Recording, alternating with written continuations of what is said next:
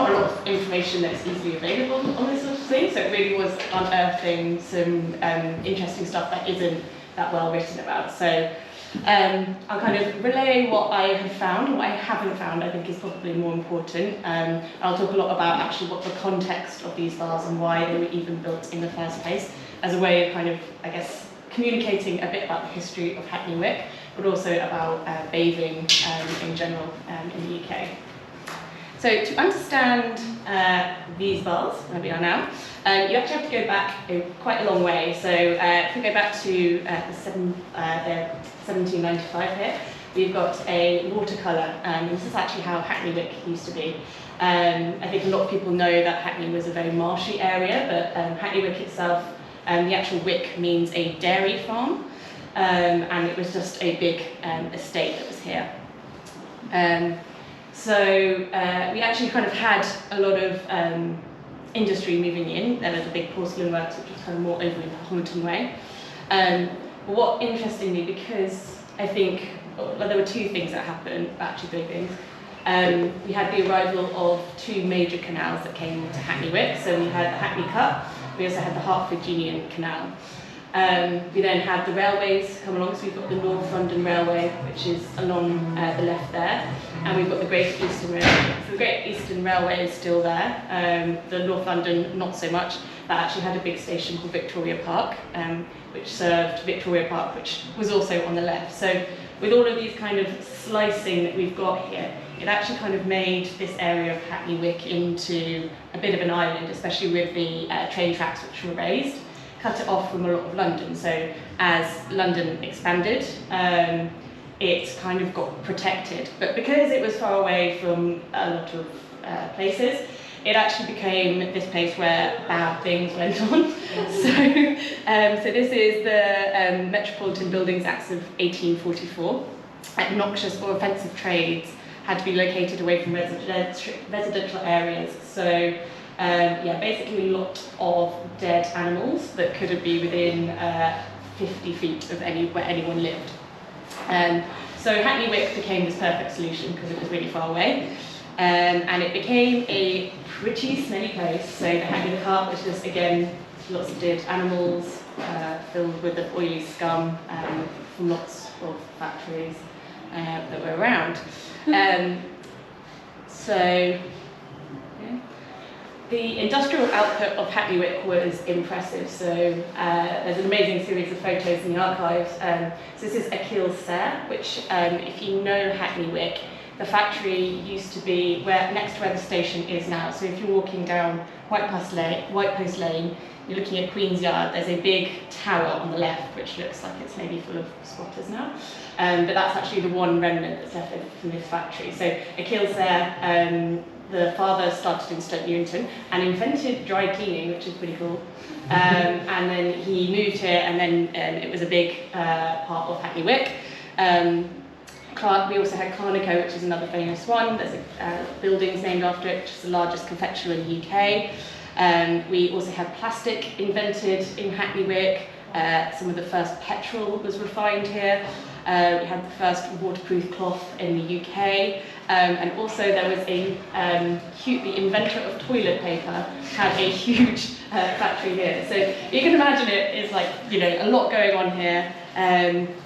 Lots of people were getting, it was like, I guess, a very, very intense work environment. There's an interesting video, someone referred it to, of the time. It was like the Silicon Valley of the UK, which I think is probably generous, but probably actually understandable. It was where entrepreneurs went, had these great inventions, and anyone who really wanted to get along could. But also it meant that, pollution wasn't a great thing. So this industrialisation of everyone kind of coming to London actually saw London's population grow from 2 million in 1851 to 4.7 50 years later. So over doubled, which is pretty incredible.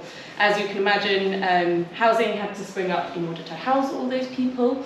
And so we got, here's one, it's actually from 1930, but houses from before. They were built in a very poor condition. So from the 1860s to the 1900s, lots of developers would kind of buy the land from the Wick estate that was kind of being dismantled. They would build bit by bit. They didn't have that much money, so they were pretty poorly built. They were low-rise. They were 2 to 3 stories. They had narrow frontages. Very amusingly, that the notes say kind of like there were no front gardens. Like that was a really bad thing, but I don't think anyone wants a front garden anymore. But more importantly, they just had small outhouses in these back gardens, and they had pretty poor drainage. With Hackney Wick, it was one of the most deprived areas of London. So this is Booth's map descriptive of London poverty. We have kind of, if you look down more towards kind of South Hackney Wick and over to Fish Island, they were actually some of the more well-off places. So they got a rating of fairly comfortable, good, ordinary earnings. But then we had Percy Terrace, Homfray Street and Chapman Road, which are the kind of more blue ones in the middle up here. So they were described as very poor, casual, chronic want. And Felstead Street, so the black buildings, they were at the very lowest. They were the lowest class, vicious and semi-criminal. So it's quite biting assessment from Booth there. If you kind of want to imagine what those houses would have been like to make up that description, so in houses on Chapman Street, which is the road that runs from, I guess, past Trowbridge Gardens up to the junction with the A12. That had up to 17 people living in a 4 to 6 bedroom house. And so consider that there's just an outhouse where people go, people just kind of washed in their rooms. It wasn't the most hygienic of places. Unsurprisingly, all that work and all that filth, Hackney Wick was described as a district of 6,000 people who had sunk to the lowest depths. Pretty mean, but understandable.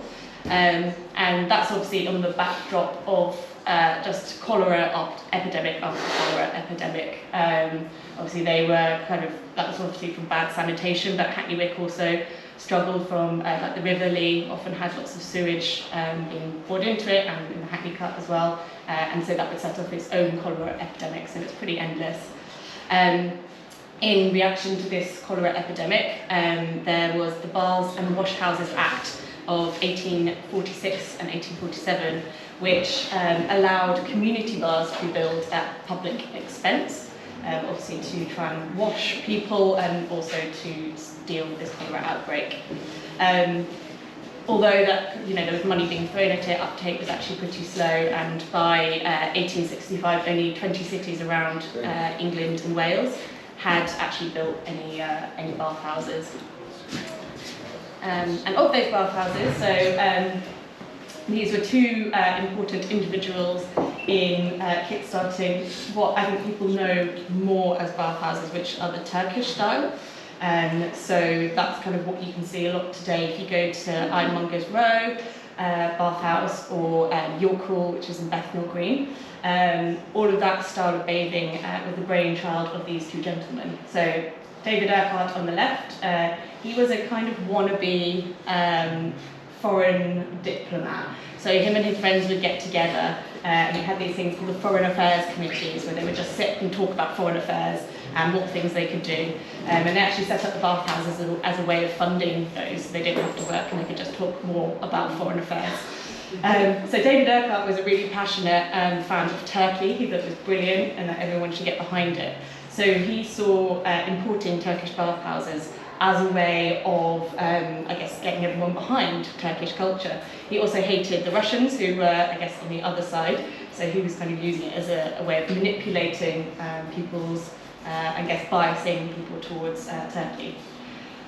Richard Barter on the left, he kind of came at it from much more of a medical way, obviously a doctor, but during the cholera epidemics, he'd seen that using heat therapy was a really effective way to, I guess, overcome infection, also to heal pain. So he came at it as a way of seeing this of, I guess, improving the health of the masses. So they kind of got together and they kind of went through this experimental phase of building these dry heat outhouses. They built a few in Ireland, which is where they kind of started all of these tests. They were based on Roman design, so they tried to build a Turkish design. It fell flat on its face, and then David Urquhart went and actually found a plan of a Roman bath. So we ended up building a Roman bath. So if anyone's been to a Turkish bath, you know that it's actually very, very steamy. It's probably around 60 degrees, very humid. But the ones we ended up building were actually much more dry heat, much more like the ones of our sauna. So a lot of Europeans will actually describe the baths that they built as Irish Roman baths, which is perhaps more accurate. Obviously, they were still wanting to. So this is Malcolm Schifrin, who's like the eminent historian in the world of Victorian Turkish baths. And he kind of really notes that they really did have that effect that Richard Barter wanted them to have. Bearing in mind this is a time when no one has any pain relief, and so lots of people would, especially those with like inflammatory diseases of later life, like arthritis, would be able to go and actually soothe their pains. More interestingly, this is something that I'm really interested in, is I guess heat therapy's ability to act as an antidepressant. You can also see these, this pattern coming out of people who were kind of really struggling. It actually had an impressive effect on their mental health, even back then when just any kind of healthcare was pretty dire and hard to access. So because of this big Turkish influence, we had these really beautiful bathhouses that were constructed. So this is one of the most famous examples, or at least well known, at least I guess the best kept and best catalogued one, the German street baths. And this is actually just the cooling room. So you can see that they had this kind of big pond in the middle, that they could get in, cool down, but they also had a lot of places to relax around the sides. So you sit down, chill, chat with whoever you're bathing with. But they were also built in this really, really beautiful Eastern style. And this is one example that is sadly no longer with us. It kind of was very damaged during World War II. But there are definitely a lot of examples that still exist today. So this is the Harrogate Baths, cooling room then. Again, lots of places just kick back and chat, but it's in this very elaborate Saracenic style with lots of arches and kind of very typical colours of ink. Cool, but back to Eastway and the slums over here. Eastway, this road that we're on now, used to be Gainsborough Road. It's kind of very easy to see in a lot of the photographs just because of this giant church. The whole area, because it was so deprived, basically kind of was taken up as a bit of a charity case by Eton College. Lots of the public schools then would set up, lots of missions and as a way of kind of providing support for the poor. Interestingly, a lot of the sports that ended up, happening around Hackney Wick were because they had this big belief that anyone could be saved through sports, because they were so sporty. They'd invented football, so that was one of the main ways that they did it. There was these huge pitches that were over where Here East is now. And also, if you're kind of familiar with Hackney Wick as well, you know there's one is a kind of very run-down building which is next to number 90 on the bridge that goes over to Here East, and that's Eton Boathouse. So it was another way that they kind of wanted everyone to get to exercising in order to save them from their own poverty. I'm not sure how well that worked. Just a few more pictures of the street. So if you walk down this road now, it's just kind of mostly bus stops. There's one shop, again, lots of residential area. But as you can see back then, 1899, it was actually, there was a lot more shops here as well. And again, it's like a kind of very consistent thing that Hackney Wick was there was a lot of retail here. It's a very bustling place to be. By the time we get to 1915 here, it actually became so deprived that it became known as the Hackney Casual Ward, which I think sounds like a fashion brand, but it actually was in terms of, this is kind of where all the unemployed or the homeless went. So you can see here this T-shaped this is a workhouse, so it also became, I think, the Hackney Union for Vagrants. So that's kind of where you went if you didn't have any work. There were lots of workshops out at the back where people would be put to work on iron and wood. I don't know what they were making, but that was apparently what they did. And then to just, I guess, zoom out of that map, Hackney Wick, I kind of, specified that it was pretty cramped, but as you can see across all of the rest of them, the rest of Homerton, as you can see here, all of these maps of the terraced houses where they're just kind of absolutely, pretty much piled in on top of each other. So it wasn't exclusive to Hackney itself. So this is an aerial view of Hackney Wick in 1924. There's some interesting buildings that are still around here. So you can see here, which is the bridge over. This is where Crate is. So this is the white building. This building still exists now. I think there's an energy company in there, and it's some artist studios, I think an architecture firm. This is where Barge East is. But yeah, there's a lot of kind of very Victorian factories, and then as you can see here, all of those very cramped rows of terraced houses. This is an interesting one. So it's sort of, picture's quite grainy, but if you kind of think about, well, how do people feel about cleanliness? They were very, very dirty, but did they care? So they had these public baths that were becoming available, but a 1980 report suggested that actually, they said that the bathing habit was distinctly on the increase, but actually the large majority of people only bathed once a year, which is impressive. Wow.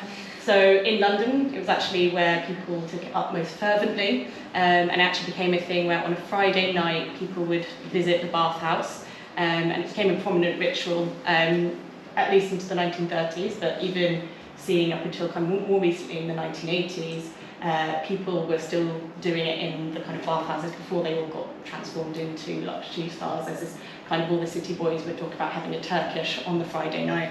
It's quite nice. It's different for a bath, not a meal. So yeah, obviously there's a big education piece to do here. So this is in Gainsborough Square, which doesn't exist anymore, got knocked down. But people rocked up with a cart and an entire roll of film to teach people about how to bathe and the importance of bathing, and maybe that's why they were getting so sick all the time. So finally, we get to the subject of the talk, the Eastway Baths. So planning started in 1933. It was designed by Percival Holt, who was just the Hackney Borough Council engineer. It provided residents with slipper bars and a mechanical laundry. They wanted to add a swimming pool, which unfortunately they did. We might still have one here today, but it was never actually completed. And then they also had, on the first floor, there was a small cafe for people. So the baths opened to much fanfare, probably typical of the time. They had these big foundation lionstones. The mayor opened it. They had a big procession. And that foundation stone, which they talk about in the, that was when it was laid, and it's still there today, which you can go out to the front, go and read. So I won't talk you through it, but you're allowed to read exactly what the plan was.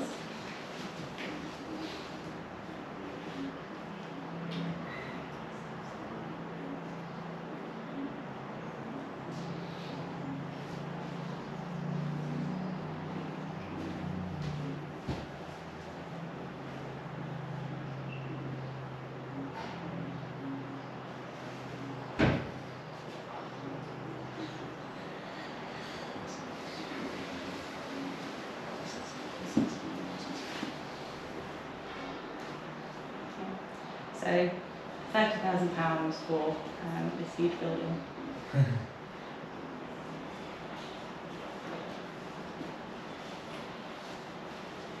What's a slipper bar? I was going to ask. I'll show you in a minute.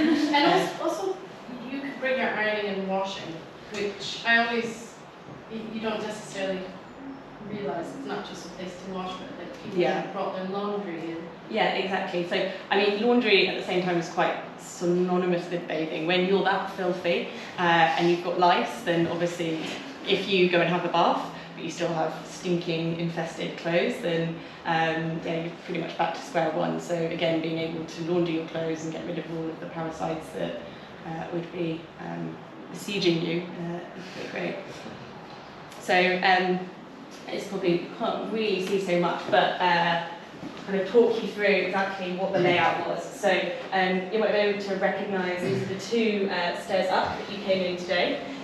This one is probably blocked off and is a disabled lift. So this is one you usually come in on, and this is kind of being knocked down. So you would go in, you would pay your admission here, and then you would go and get your towels from there. And then you would walk through the building. So this one, I think, is this is the men's side. Over. We come in here into, this is where I think we are right now. And then this is for the fancy people. This is first class. I don't know what was first class about it. Maybe nicer towels, maybe some fragrance. No nits in that part. Yeah.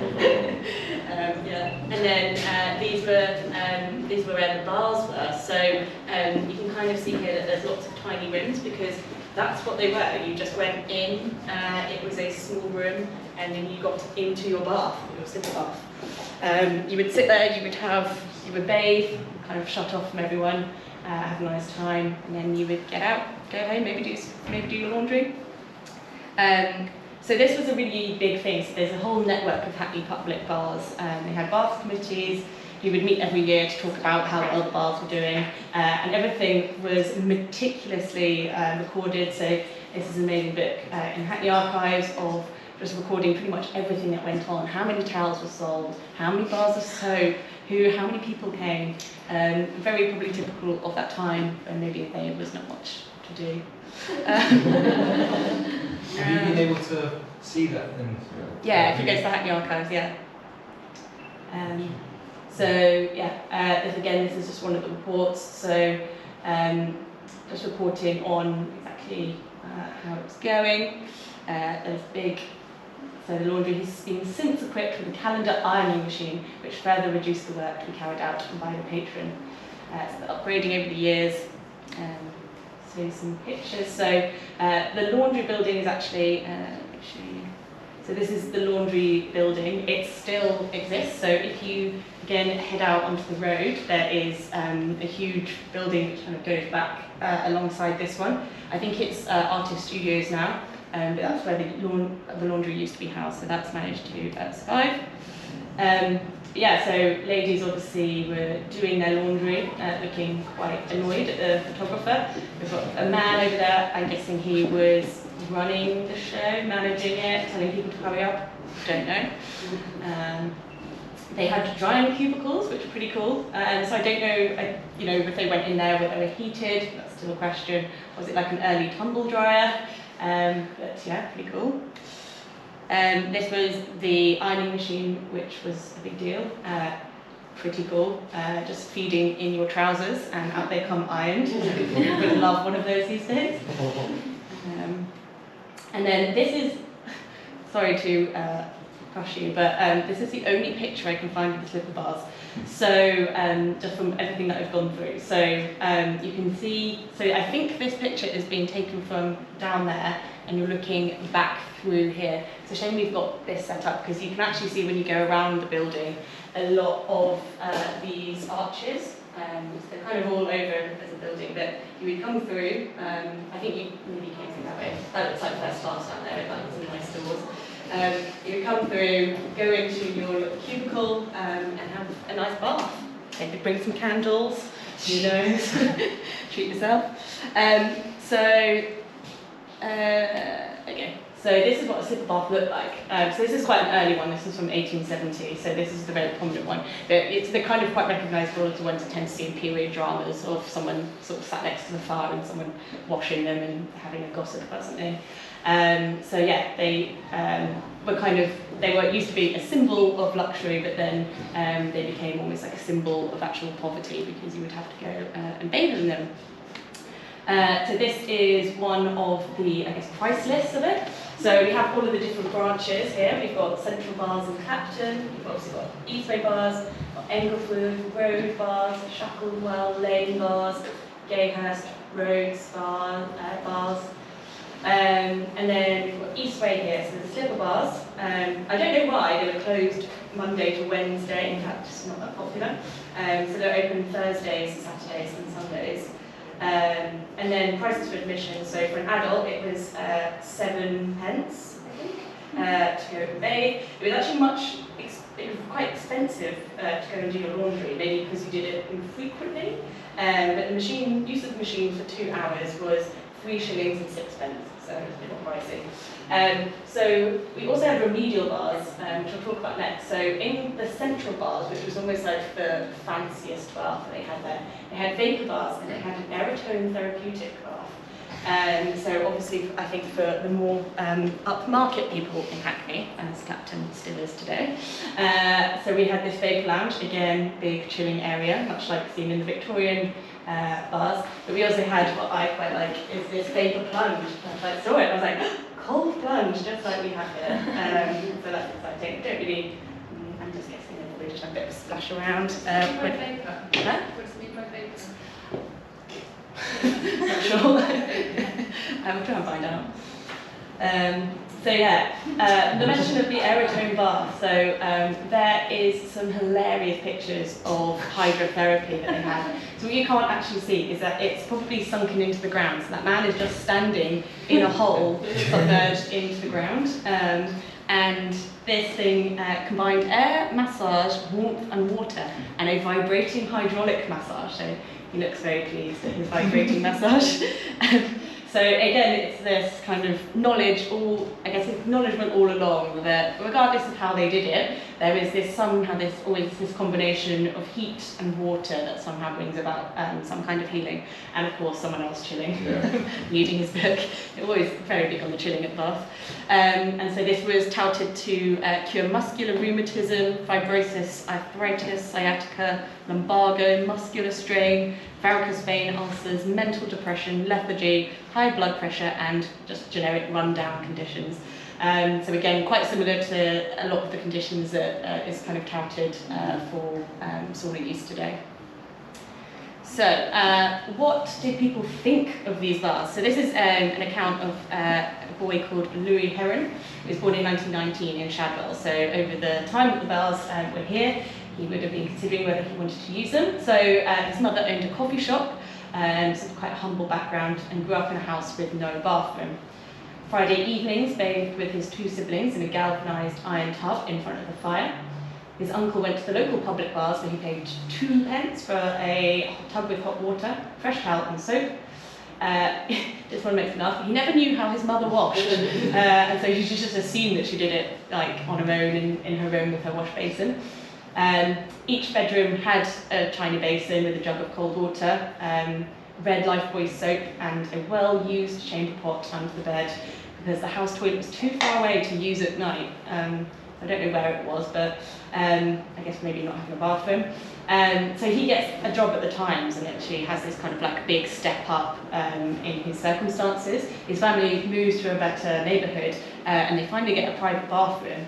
And he kind of still looks on this idea of like having to go to the public baths as this thing kind of attached to this idea of poverty.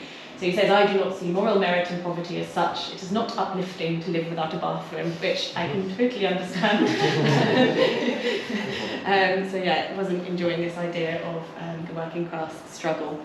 It's actually really rare to have this sort of account of people's bathing, which is probably why I've had quite a difficult time eking it out. So Catherine Aschenberg has written this book called Dirt on Clean. She notes that something about bathing is always so mundane, no one ever really writes about it.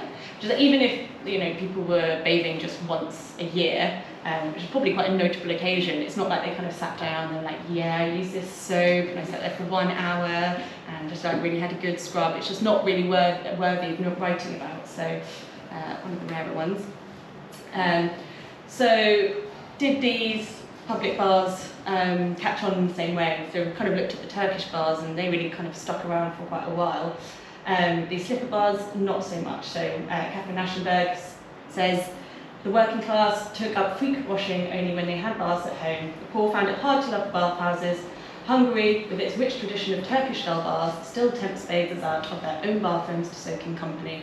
People with tubs at home continue to patronise public baths in Morocco and Japan. But the bathhouses built to wash the great unwashed in Europe and America sorely lack the camaraderie and pleasure that enliven these traditional baths. Intentionally or not, they were joyless, even reproving. Private compartments with a carefully calculated measure of time and warm water could not compete with the ease of bathing at home, once that was possible, with the familiar comfort of not bathing. Staying at home. So this idea of community being really essential to actually keeping a bathing culture going and people enjoying cleaning is actually not the first time that it happened in the UK. We actually have quite some good examples. So Bath is one of the really incredible examples of how community and culture can combine to actually really elevate bathing culture and encourage people into these wellness practices to enhance their health, but also to be seen, make connections, enjoy entertainment and art. So Bath, kind of just to give a very quick recount of it, it started off in like the 1600s, and then it was pretty disgusting. Like, again, people thought it was just full of prostitutes, the water was dirty, no one really wanted to go there. There was a man called Bonash, who was a gambler, and he was in London. He wanted to do better, and he thought everyone in London was too good. So he went to Bath, and he thought, you know, I'm just going to set up this big gambling destination. So the gambling started, there were loads of parties, it attracted artists, it attracted musicians, and in so doing, it became a fun place to go. People wanted to be seen there. It became a culture centre, and then obviously attracted a lot of the money and incredible architecture that still stands there today. And as a result, it's one of, I guess, the most desirable places to live in the UK. And there's many examples across the UK of places that were kind of these spa wellness destinations, like Cheltenham, Royal, Tunbridge Wells, and Epsom, which is obviously famous for its salts. So yeah, this community really is important and needed to keep public bathing going. Back again to Eastway. So the slum clearance actually began in the 1930s of just identifying that none of this housing was good enough, but so World War II came and hurried it along somewhat, and then we have this question of like, well, what happened to the public baths? How did they survive? There was actually a bomb that went off right next door, unfortunately, onto the vagrants' workshops, but remarkably, the public baths were just completely unscathed. There was a direct hit, as you can see again, further down the road, opposite Mary of Eton Church. And this is some of the clearing that was going on afterwards. Remarkably, even though there was so much bombing, a lot of the actual attempts to clear the area and redevelop any of the houses didn't actually begin until 1963. So that was nearly 20 years after the end of the war. So again, just like kind of really reflecting that just, you know, people weren't really loving this area, really didn't have that much money to spend on improving it. So by 1970, these are the state of the houses. So this is actually where, for those who know, where Scoffs is now, which is a great Turkish restaurant down the road, in case you don't know. So yeah, it's kind of remarkable to see houses like that in London being so run down. Obviously, if they still existed today, they would have been bought up and gutted, and there would be lots of very rich people living in them, but not the case back then. So these all got knocked down, and there was this big glow up of the local area. So this is when the A12 came in, which demolished a lot of the houses around here and caused this big road to be built, the East Cross route. So this was actually a big Conservative government project. They wanted to create, I think, like a square of motorways, which doesn't sound very constructive, around London. And this was the first stretch to be built. So there's a lot of beautiful buildings, including Victoria Park Station, which used to be sort of around here, actually, and a huge, beautiful Victorian building. But yeah, so that came in, and it was the only part of the road plan that was actually built before Labour came in and cancelled it. So I don't know why they cancelled it, but so yeah, interestingly, this we had this Trowbridge Lane estate, which was built in kind of all of this I guess, demolition and war damage. So this is 1968, this like portrayal of this like, fabulous couple in a lovely futuristic house. It also brought everyone though new bathrooms, proper drainage, and so again just contributing to this decline of the idea of the public bathhouse as everyone just kind of turned in and wanted to bathe by themselves. So this is just an aerial view of what is the Trowbridge estate now. If you walk through there, there's just lots of bungalows which are all still there. The public baths probably around here, I think. I can't see them from these guys. But yeah, so they had these huge towers, 7 of them. But they were quite universally hated, as quite a lot of high-rises are nowadays. So it's quite a cutting remark from 1983 from Brian Sedgemore, MP for Hackney South and Shoreditch, described the towers as jerry-building and as a monument to misery and insensitivity, which demonstrates only too clearly how that which can be fashionable, which is not rooted in the needs of the people, can quickly become a disaster. So the towers were actually then demolished. So they were built in 1968, and they were demolished between 1985 and 1992. So they were barely there for like some of them like less than 10, like 15 years. So they were replaced with Wick Village, which is at the top of Eastway before you go over the bridge. It's kind of on the right. It's kind of a courtyard, and St Mary's Village as well, which is again opposite Eton, the Eton Mission, the Eton Church. Sorry. So they have and they built a supermarket there. They built the surgery there, which is still there today, and a community centre, which is now the Trowbridge residents' elderly community. So, of all of the buildings, so we talked about Hackney's baths, what became of them? Like, where are they now? So, obviously, we're in one of them today, but there's quite a few. So, a lot of them have been demolished. So, this is actually the really fab Central Baths, which is in Clapton. That's now King's Hall Leisure Centre. So this is quite typical of a lot of the public baths that are in London. They've got transformed into leisure centres, gyms, and particularly kind of better health ones. There's definitely a picture of like a big better health banner being emblazoned across it. This one, which is Englefield Road Baths, which is now turned into a Vietnamese community centre, which supports Vietnamese, Chinese and Filipino immigrants. And then this one, Shacklewell Lane Baths, is now a nursery. So this was actually redesigned by Lipton Plant Architects, so you can see that kind of similar that we've got here, silhouette on the right of the skylight, as you can see above us. So yeah, I think there's all really interestingly that they've all kept a kind of sense of a community. So they're obviously this kind of place is for lots of people to go. There's a sense of community with it. Obviously, it's a nursery. I suppose it's like a community centre for babies, if you like. But yeah. It's kind of the spirit that's kept on. So this is the earliest picture I managed to find of the public baths. This is from 2009. This is kind of reflecting of what happened. So between the picture I showed before, in 1994, it was part demolished. A lot of it was demolished by architects Hook, Whitehead, Stanway. I can't find anything about them because I wanted to try and find them to ask them if they took photos before they demolished it, but they don't seem to exist anymore. So if anyone knows anything about them, then please let me know. They did kind of quite typical to a lot of old buildings in London where they demolish everything except the facade at the front, and they'll then build like a big modern building behind it, so you can see that bit at the top. They kept the bathing wings, thankfully, which we are now in, and appreciate their history. And obviously a lot of the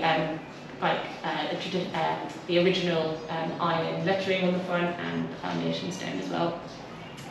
And now we are today. So I guess the public baths now, if you're not familiar with it, it's been through many years as a community centre. I think a lot of people remember it as a lot of raves went on here, as a lot of parties. So it's had a kind of very, very coloured past before we arrived here anyway, as far as I can tell. So again, there's this idea of community space. So why is it exactly that Hackney has to, this is owned by Hackney Council, and a lot of the things to say you have to build a sense of community in there.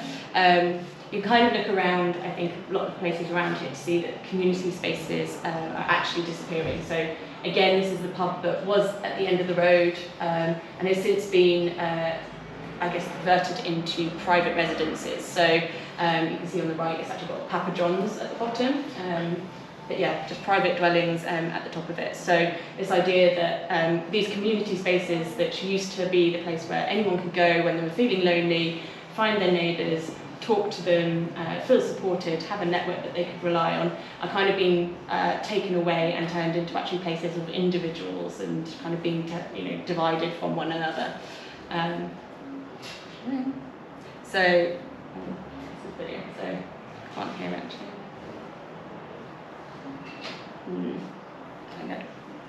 Battery 60%. Also, we used to share. Whatever we had, we shared. So that was, so this is, I didn't realise the video was going to play.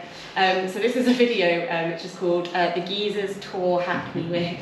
So it was a couple of guys who grew up in Hackney Wick and had lots of jobs here. So it's really interesting they're talking about the jobs that they did have here. And someone who's taking them on a tour of more modern Hackney Wick. It's still 2013, so actually when you look at it, it kind of is almost actually unrecognisable from the one that there is today. But they kind of almost feeling slightly sad at the sense of loss, and so just kind of reflecting this idea of that loss. Then again, there wasn't so much greed. You know, the greed's taken over the world. People were satisfied with what they had. Also, we used to share. Whatever we had, we shared. But today they don't. All they're worried about is money, money, money. What they got. That's right, and it's killing everything. The footballer, you're losing the sport aspect of football because of too much money. Them guys, they don't earn that. They're not worth 200 grand a week. No man's worth that. Chris, tell us about this film. So yeah, it's kind of, you can kind of see where they did find this sense of London is becoming this like slightly unrecognisable place where all those places where they could rely are just beginning to be taken away. So again, talking back to the Turkish bars, this idea that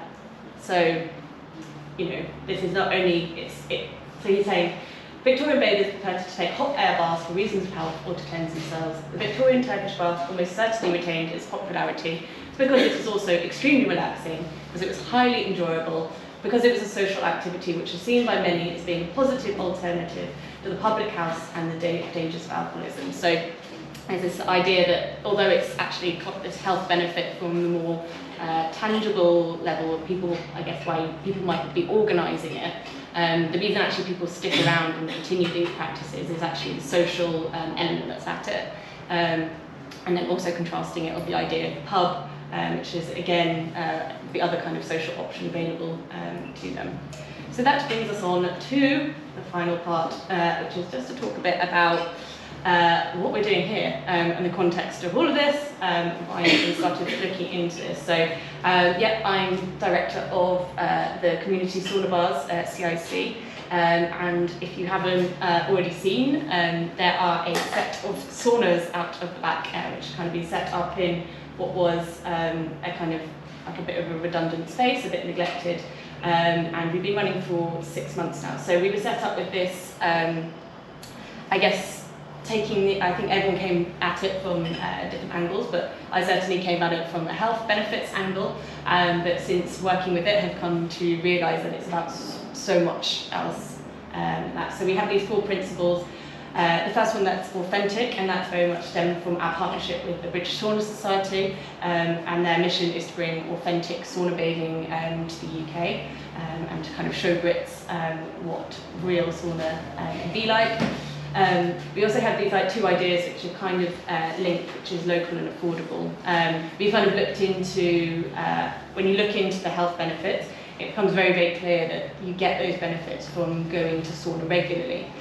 When you contrast it with how people tend to go to saunas currently, it's in a luxury way, so you'll go once a year as a bit of a special treat. So it's a nice experience, but it's not on that regularity where you can actually I guess get the full benefits from it. So in order to be able to allow people to go every week, as we want them to, it needs to be local, so it needs to be nearby. It's not going to, people don't have to go out of their way to do it. But it also needs to be affordable. So we kind of think of like local, like a pub might be, and as affordable as a yoga lesson. And for some of the, I guess, more concessions that we do as well, we realise that a yoga lesson is actually out of the price range of a lot of people. We would kind of price it much lower than that, and we'd like to say around the price of a fast food meal. Inclusivity is also really important. We're set up as a community interest company, so we actually are kind of always set up to serve our community, and we make, we have to, because of the pledges that we put as a company, really engage our community and make sure that we're accessing everyone, and again bringing in as many people as possible to enjoy the social, mental, physical benefits of sauna. So just a bit of a backstory about how we even got there. So our project began life as a crowdfunder set up by the British Sauna Society. So yeah, as I said, as a way of fostering authentic sauna bathing in the UK. And so this is a lot of the guys who started it. So Mika is around, Wendy's in the middle, and they did the incredible exhibition next door. We've got Katie Brasher, who ran Beach Box Brighton, and he's coming here on Saturday to do a day of sauna rituals. We've got Vic up at the top, who is one of our directors still today, and then some other guys, from Nina and John, and I don't actually know who the guy in the middle is, that but I'm sure someone will tell me. And again, I'm really involved in the British Sauna Society. So we did this big crowdfunder with them, started in February 2021, and then unfortunately we didn't get the money that we were trying to raise with it, which meant that we got none of the money, which was very sad. And then as a result we kind of ended up going, so that a lot of the British Sauna Society guys ended up kind of focusing on developing stuff that they were doing, and we got a kind of more, I guess like another team together. So this is us. So this is actually not all of us. So Neil, who's in the back, he kind of runs this whole entire space, and he kind of said, I've got this yard out back, and yeah, we were looking for a place to put our saunas on wheels, so the stars kind of aligned, and we've been here since, I guess, public running since January 2021. The one, so we had, so Vic bought her sauna trailer, which is the one to the left there. Charlie bought that barrel, which was from Lewis, who's a great partner of us. Very technical in all things sauna, and then we bought, we actually only had one barrel plunge to begin with. We got a website and bookings set up in a week, and before we know it, we were kind of off without even realising what was kind of happening. We also had Og, who, as we were saying earlier, we don't actually have a picture of us all together, so Og joined us like slightly later, but yeah, Og brought a wealth of medical knowledge and some serious health and safety expertise to our team. So in 6 months, what have we done? So it's actually quite funny looking at where we came from. So this is kind of where we started. Yeah, it was kind of quite waterlogged. A lot of the yard was just kind of a bit of a mud pond. This isn't even the worst of it. This is kind of a few days in, and we've done some work. But as you can see, with the pipe down there going into the skip, it was a bit of a building site, and we did wonder whether we would be able to run something that's supposed to be relaxing and health-giving as sauna in such a site. But much to our surprise, people have loved it. And so, yeah, 6 months later, we have welcomed, and I think just been absolutely bowled over by how much people have really taken to it. I think you can have an idea about something, and then something would just kind of take off in a kind of life of its own. So, to go back to all of those things, yeah, I think on several accounts, we kept people always saying that they really appreciate the affordability of it, and I think that's represented by how many people we've enjoyed inviting. I think we I just did a run, and I think just before this, and we've invited over 1,400 bathers in those 6 months, and obviously lots of those people are repeat bathers as well, so that's different people. So yeah, I think on our aims we're doing pretty good. in order to gauge how we were doing in that mission, and I guess on the wider mission as well of the British Sauna Society, of in trying to foster authentic sauna in the UK, we ran a survey and we had an incredible response, 136 people. I think really fascinatingly, 50% of our customers who sauna with us, they come at least once a month. So again, on that idea of regularity, and we're beginning to get there. And also more pride point, 96% of people who we surveyed, they rated us as either good or excellent. So yeah, everyone just really loving it. And then on representing our principles there, down at the bottom in purple, we're doing pretty well on authentic, local, inclusive and affordable. So yeah, I'll leave you just to kind of read some of the comments that people typed in about their experience, but otherwise that's kind of me wrapping up. So read away, and if you've got any questions, then do feel free to volunteer.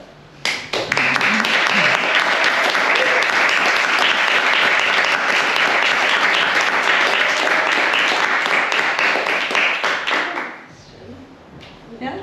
I have a question. I was just thinking, it was really interesting what you said about these types of baths when they were initially designed. Was then kind of like a moralistic aspect of them. And I thought it was interesting. There was a kind of contrast between this type and then the Turkish style. It was that kind of consciously done, do you think, when these were being created?